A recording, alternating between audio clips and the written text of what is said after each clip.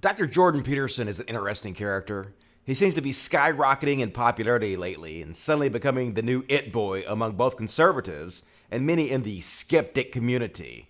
He's now amassed an amazing following that many can't help but compare to a full-blown cult because of the devotion and defensiveness of his followers to any criticism. Some have even openly discussed if he might be a prophet sent from God himself. And much like a televangelist, he is cashing in on an amazing amount of wealth from his devotees. This pic was taken back before he removed the amount of money that he receives from Patreon from public view, but the number of patrons he has received has doubled since then, so it's safe to say he's probably making somewhere between $80,000 to $100,000 every month from Patreon alone. So today I thought I would take a look at Jordan Peterson in his own words and explain exactly why this new genius of the right is nothing more but another in a long series of right-wing charlatans. So first off, who is Jordan Peterson? Well, in his own words, he is a very religious conservative Christian. I would say it's time for conservatives to stop apologizing for being conservatives. And I'm a deeply religious person. Quick question, are you a Christian? Let's leave it at yes. Who has some very traditional conservative ideas about casual sex. This means rejecting, among other things, the misbegotten idea of casual sexual gratification. Sex is either the impulsive, short-term gratification of a domineering biological instinct or the union of two conscious spirits taking responsibility for what they are doing. The former is simply not commensurate with the demands of an advanced civilization, which requires the adoption of responsibility above all for its preservation, maintenance, and expansion. That's right, folks. Casual sex is bad. Conservatism is the new punk rock. Who also has some really fucking stupid ideas about makeup and sexual harassment in the workplace. We don't know what the rules are. Like, what? Here's a rule. Don't How about you- no makeup in the workplace? Do you feel like a serious woman who does not want sexual harassment in the workplace, do you feel like if she wears makeup in the workplace that she is somewhat being critical? Yeah, Okay. I do think that. Now, first off, even if I concede that the only reason women wear makeup in the workplace is to look more physically attractive, that still, in no way possible, makes them hypocritical for not wanting to be sexually harassed. First off, many women would prefer not to wear makeup in the workplace to begin with. Some of them feel compelled to, because if they don't, they are punished in the male-dominated work environment they find themselves in. In these places, for the most part, men have set the rules, and oftentimes, looking more physically attractive is actually expected of them. They're taken more seriously, and they can't really compete with the other men or other physically attractive women unless they do that. Secondly, even if they only were wearing makeup to be more physically attractive, you have no idea who they are being physically attractive for. For all you know, they could have got gussied up to look better for the UPS guy, or the cute lesbian chick that works in the mailroom. You have no idea what's going on in their mind. So to pretend like this in any way makes them hypocritical for not wanting to be sexually harassed makes you a fucking dick. Peterson continuously claims that in the workplace, we don't know what the rules are, but we do know what the rules are.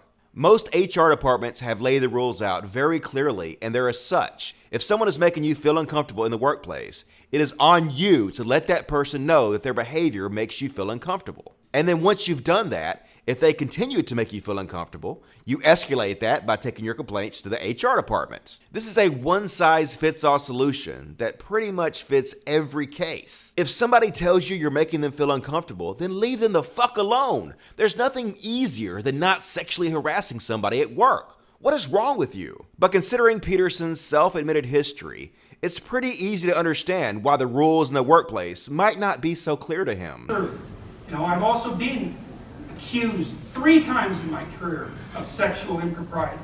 Baseless accusations. Yep, no doubt, totally baseless. But now let's watch why he laments in detail about not being able to beat up women. I know how to stand up to a man who's unfairly trespassing against me. And the reason I know that is because the parameters for my resistance are quite well defined, which is we talk, we argue, we push, and then it becomes physical. right? Like if we move beyond the boundaries of civil discourse, we know what the next step is. Okay, that's forbidden in discourse with women. And so I don't think that men can control crazy women. There's no step forward that you can take under those circumstances, because if the man is offensive enough and crazy enough, the reaction becomes physical right away, or at least the threat is there. And when men are talking to each other in any serious manner, that underlying threat of physicality is always there, especially if it's a real conversation, and it keeps the thing civilized to some degree. You know, if you're talking to a man who wouldn't fight with you under any circumstances whatsoever, then you're talking to someone to whom you have absolutely no respect. For example, there's a woman in Toronto who's been offensive, you might say. She compared us to Nazis, for example, which, you know, publicly, using the swastika, which wasn't really something I was all that fond of. But I'm defenseless against that kind of female insanity, because the techniques that I would use against a man who was employing those tactics are forbidden to me. Dude, are you a fucking child? I have conversations with men all the time, and I never think about punching them. There is nothing you could say to me that would make me physically attack you. I'm an adult. I don't get in fights over mere words. That's some seriously childish shit, dude. And the fact that you don't think you can handle crazy women because you're not allowed to beat them up, it not only makes me think you're a cock, but also that your interpersonal skills are extremely lacking. But hey, Jordan Peterson, what is your opinion on the fact that some feminists defend Muslims? I think it's their unconscious wish for brutal male domination. I don't think so. Man. I like that. That's fun. Yeah, that's it, feminist. The reason that some of you defend nonviolent Muslims has nothing to do with the fact that most of them have never hurt anybody in their lives and they shouldn't be treated like shit and punished simply because they were born into a cult they had no choice about. But instead, it's because you want that Muslim dick. Goddamn, isn't Peterson a genius? And then we get even more amazing wisdom from his Twitter account. Women, if you usurp men, they will rebel and fail, and you will have to jail or enslave them. And then he goes on to ponder, 91% of those who view my videos are male. Why? Why so few females? I know, it's a total mystery, isn't it? And then this man-child goes on to espouse more physical violence over mere words. People could always excuse that by saying, well, that's not real communism, which is the sort of statement that should immediately get you punched in the nose hard enough to knock you out, as far as I'm concerned. And then he freaks out on Twitter because somebody wrote an article about him he didn't like and threatens to slap them. And you call me a fascist? You sanctimonious prick. If you were in my room at the moment, I'd slap you happily.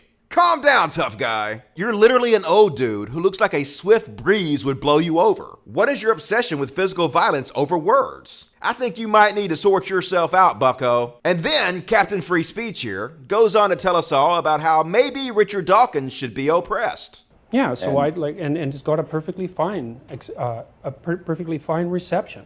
I mean, and there's no evidence that he's being oppressed, even though maybe he should be. Yeah, let's oppress Richard Dawkins. You brave free speech warrior, you. And then there's Peterson's incredibly ridiculous definition of truth. I'm going to let him explain it to you in his own words, followed by Sam Harris's brutal destruction of his stupid bullshit. It sounds like what you're saying is that truth is as much about action as it is about some sort of material, measurable, objective reality. No, I'm saying it's more about action. More about. Oh yes. The fundamentals of truth are those that guide action, and then the objective science is nested inside that. It has to be. Right. There's no way around that. There's only one way you can define truth in relationship to finite beings. It's true enough. True enough for what? True enough so that you survive and reproduce. That's it. You don't get to go any farther. What's more true than that? Sorry, can't ask that question. That's it. You've hit the limit. The fundamental axiom that I'm playing with is something that was basically expressed by Nietzsche, and it's a definition of truth. And so I would say, if it doesn't serve life, it's not true.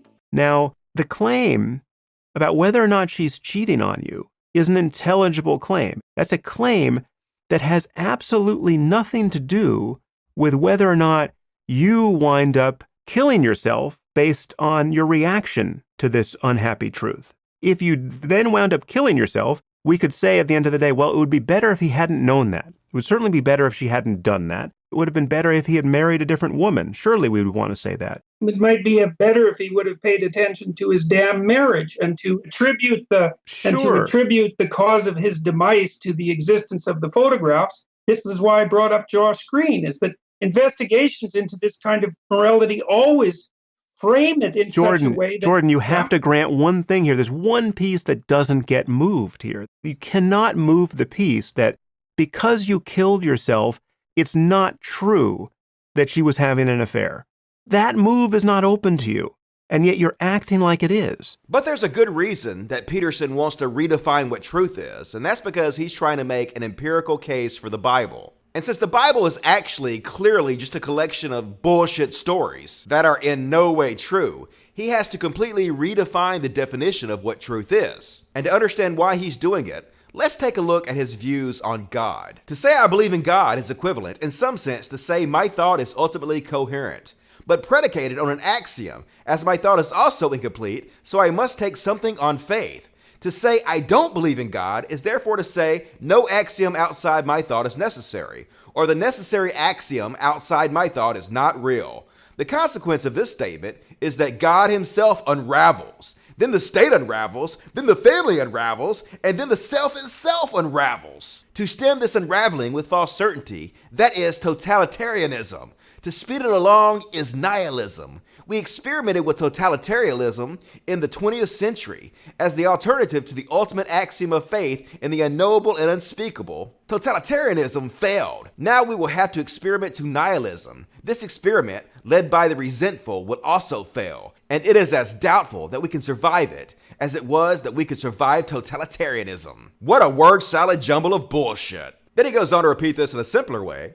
Proof itself of any sort is impossible without an axiom, as Gödel proved. Thus, faith in God is a prerequisite for all proof. So Peterson is just your basic, run-of-the-mill, presuppositional Christian apologist. The very kind the skeptic community has been slapping down for years. But suddenly they love this dude. He also preaches the God of the gaps. And hubris is, we know everything. There's nothing that needs to be left outside of what we know. It's like, no, that's what God is. God is what's always outside of what you know. I mean, the idea of God is a very, very complicated idea, but you could say, if you were thinking about it merely from an intellectual perspective, is you could say that God is what transcends your knowledge. That's all. It's what you don't know. It's what's outside of your knowledge structures. Which is exactly what Neil deGrasse Tyson explained when he described God as an ever-receding pocket of scientific ignorance. Peterson also teaches that atheism is the bane of society and Christianity is its savior. He continuously repeats that without a foundation of God, our society will fall completely apart. I'm arguing that the ethic that drives our culture is predicated on the idea of God, and that you can't just take that idea away and expect the thing to remain intact mid-air without any foundational support. But we know this is not true. The most secular societies in the world today are amongst the lowest crime rates in the world. They include Sweden, Denmark, Norway, the Czech Republic, Estonia, Japan, Britain, France, the Netherlands. It is the highly secularized countries that tend to fare the best in terms of crime rates, prosperity, equality, freedom, democracy, women's rights, human rights, educational attainment, and life expectancy. And many, such as Colombia, Mexico, El Salvador, and Brazil, are amongst the most theistic nations in the world. Of the nations with the lowest homicide rates, nearly all are very secular, with 7 of them ranking among the least theistic nations, such as Sweden, Japan, Norway, and the Netherlands. According to the United Nations 2011 Global Study on Homicide, of the 10 nations with the highest homicide rate, all were very religious. In fact, even in the United States, a belief in God is at an all-time low. And as our belief in God has dropped, also our crime rate has dropped to historic lows. Hell, you could even consider the state I live in, Mississippi. As far as child abuse fatality rates, highly religious Mississippi is twice that of highly secular New Hampshire. It is very clear that in modern times, religion does not make people less violent. It does not make societies more stable. But Peterson's never one to let facts get in the way of his bullshit. He's got gullible dupes to fleece. But the crazy part is that many atheists are actually buying into his bullshit. And many atheists have been responding very positively to them. I have people in my YouTube comments now that are calling themselves Christian atheists because they can understand, they understand what it is I'm describing. Which makes any atheist following this guy a fucking moron, because he literally doesn't believe you people can be productive members of society. I assume you believe that the individual themselves could be a non-believer and a perfectly productive part of society, right? It's just that the institutions... Only for a time. Really? Yeah, I think that people like Sam Harris and Richard Dawkins, they assume that the natural person is the civilized creature that you see before you in a discussion like this. But I don't believe that. I think that people are far crazier and far more destructive. Yes, you can be a non-believer, but the funny thing about that is too, you can't be a non-believer in your action, you see, because Harris's metaphysics is fundamentally Christian. So he acts out a Christian metaphysics, but he says, well, I don't believe it. It's like, well, yeah, you do, because you're acting it out. You just say you don't believe it, but you believe it. What do you mean he's acting it out? Like what, for example?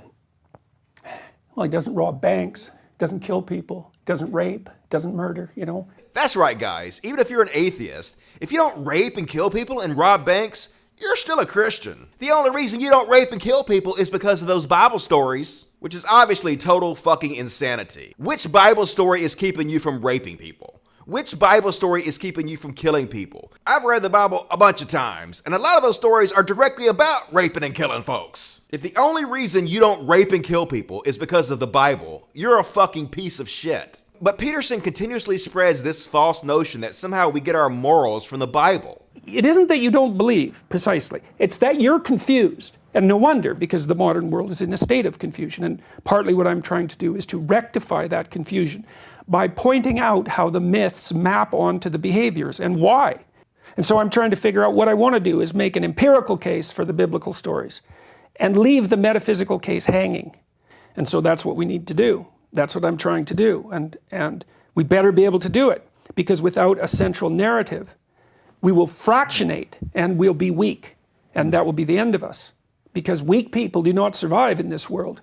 But as I've already pointed out, the facts clearly prove he is wrong about all this. As wrong as you can possibly fucking be wrong. And while it's true the Bible does have a few positive messages spread amongst its awful, horrific bullshit, the idea that we are decent people because of these stories is just stupid. Most of our morals come from empathy. Our higher brain processes have given us the ability to imagine, and our imagination allows us to place ourselves in other people's shoes, imagine what they're going through, and then treat them like we would want to be treated. This is basic empathy. It's just super fucking stupid. Peterson is nothing more than a modern televangelist for the new age. He's televangelist 2.0. He knows the stories in the Bible are bullshit, but as a deeply religious conservative Christian, he still wants to spread the Bible to the masses. So he's chosen a novel approach. He will just redefine the definition of truth so that by this new definition, the Bible is actually true and more true than scientific truth. And then he will make this claim that we all get our morals from the Bible, and that without these ridiculous ancient stories, our society will fall apart. It's as transparent can be, but he is raking in the bucks with this con. His views on religion are completely nonsensical. And if you need any more proof of this, you need only listen to his views about the resurrection of Christ. Is there something more than merely metaphorical about the idea of dying and being reborn? Yes, there is, because those are associated with physiological transformations. What's the ultimate extent of that? That's a good question. You know, the question is, what happens to the world around you as you increasingly embody the Logos? And the answer to that is, we don't know. We don't know what the ultimate level of this. Now, the hypothesis is, and it's a hypothesis that extends to some degree to Buddha as well. The hypothesis is that there has been one or two individuals who managed that, and that in their management of that, they transcended death itself. Well, then you might ask yourself, well, what do you mean by transcended death?